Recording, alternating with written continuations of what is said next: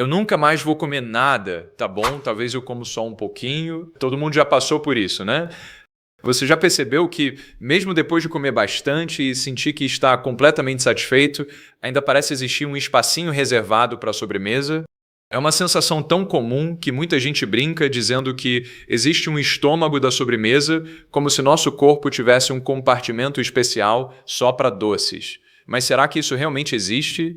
Apesar da brincadeira, a resposta é não. O famoso estômago da sobremesa não existe de forma literal. Inclusive, já houve até um artigo humorístico publicado em uma revista médica brincando com essa ideia. No entanto, a sensação é real e acontece com milhões de pessoas. A explicação não está em uma parte secreta do estômago, mas sim na forma como nosso corpo e nosso cérebro controlam a fome, a saciedade e o prazer de comer. Para entender isso, primeiro precisamos falar sobre o próprio estômago. Muitas vezes temos a impressão de que ele está completamente cheio após uma refeição, mas a verdade é que ele possui uma capacidade impressionante de expansão. O estômago é formado por músculos muito elásticos que conseguem se esticar conforme recebem alimento. Quando está vazio, ele tem aproximadamente o tamanho de um punho fechado. Durante uma refeição, porém, pode aumentar várias vezes de tamanho para acomodar tudo o que comemos. Em uma refeição comum, ele consegue armazenar cerca de 2 litros de alimentos e líquidos sem dificuldade. Em situações extremamente raras, já foram registrados casos em que chegou a conter até 15 litros de conteúdo. Essa flexibilidade ajuda a explicar por que, mesmo depois de comer bastante, ainda podemos sentir que existe algum espaço disponível. Mas a capacidade do estômago é apenas uma parte da história. A explicação mais importante envolve 2 tipos diferentes de fome que atuam no nosso organismo. A primeira é a fome homeostática. Essa é a fome ligada à sobrevivência, aquela que surge quando o corpo realmente precisa de energia. Ela é controlada por diversos sinais biológicos, como a queda dos níveis de glicose no sangue, hormônios produzidos pelo estômago e mensagens enviadas ao cérebro indicando que é hora de comer. Seu principal objetivo é manter o equilíbrio do organismo e garantir que tenhamos energia suficiente para realizar nossas atividades. Já a segunda é a fome hedônica, e é justamente ela que nos ajuda a entender por que a sobremesa continua parecendo tão atraente depois da refeição. Diferente da fome homeostática, a fome hedônica não está relacionada à necessidade de energia. Ela está ligada ao prazer.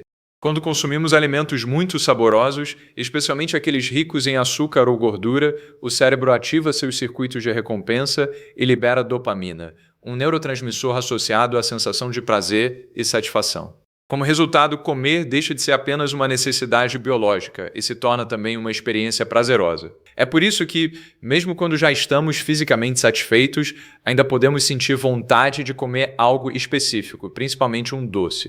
Nesse momento, não é o corpo pedindo energia, mas o cérebro buscando uma nova recompensa. Além disso, existe outro fenômeno importante chamado saciedade sensorial específica.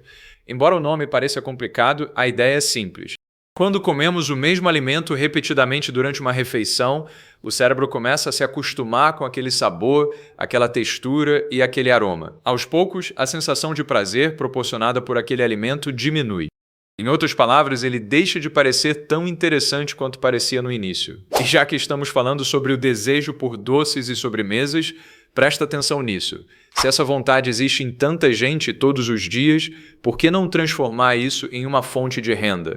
Eu preparei um e-book completo com receitas de bolos caseiros fáceis de fazer e perfeitas para ganhar dinheiro. Você vai aprender não apenas a produzir bolos deliciosos, mas também como vender cada receita. O passo a passo é simples, mesmo para quem está começando do zero. O link está aí na descrição, então aproveita porque as vagas estão acabando. Agora, voltando ao assunto, é justamente essa busca do cérebro por novas experiências que ajuda a explicar um comportamento muito comum. Por isso, mesmo quando você não quer mais o prato principal, uma sobremesa ainda pode parecer extremamente atraente. Ela oferece uma experiência completamente diferente, outro sabor, outra textura e novas sensações. Isso renova o interesse do cérebro e aumenta a vontade de continuar comendo.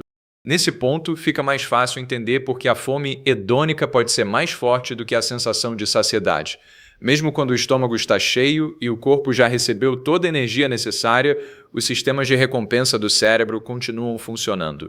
Se uma sobremesa saborosa aparece na sua frente, esses circuitos podem ser ativados novamente, gerando vontade de comer mesmo sem fome real. É por isso que muitas vezes terminamos uma refeição completa e poucos segundos depois já estamos procurando algo doce.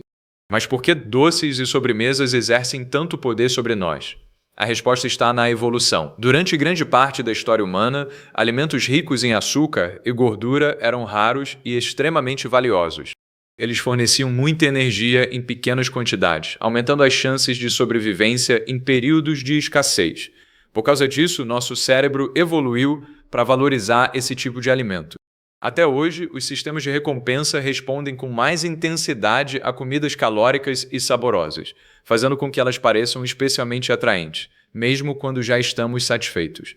No fim das contas, o famoso estômago da sobremesa não está no estômago, ele está no cérebro. É o resultado da combinação entre a fome hedônica, os circuitos de recompensa e a busca constante por novas experiências sensoriais. Esses mecanismos fazem com que continuemos desejando uma sobremesa mesmo depois de uma refeição completa. Hoje você descobriu que nem toda fome vem da necessidade de energia, mas existe outra curiosidade alimentar que poucas pessoas entendem: por que alguns alimentos mudam de cor, textura e até sabor quando ficam guardados por vários dias.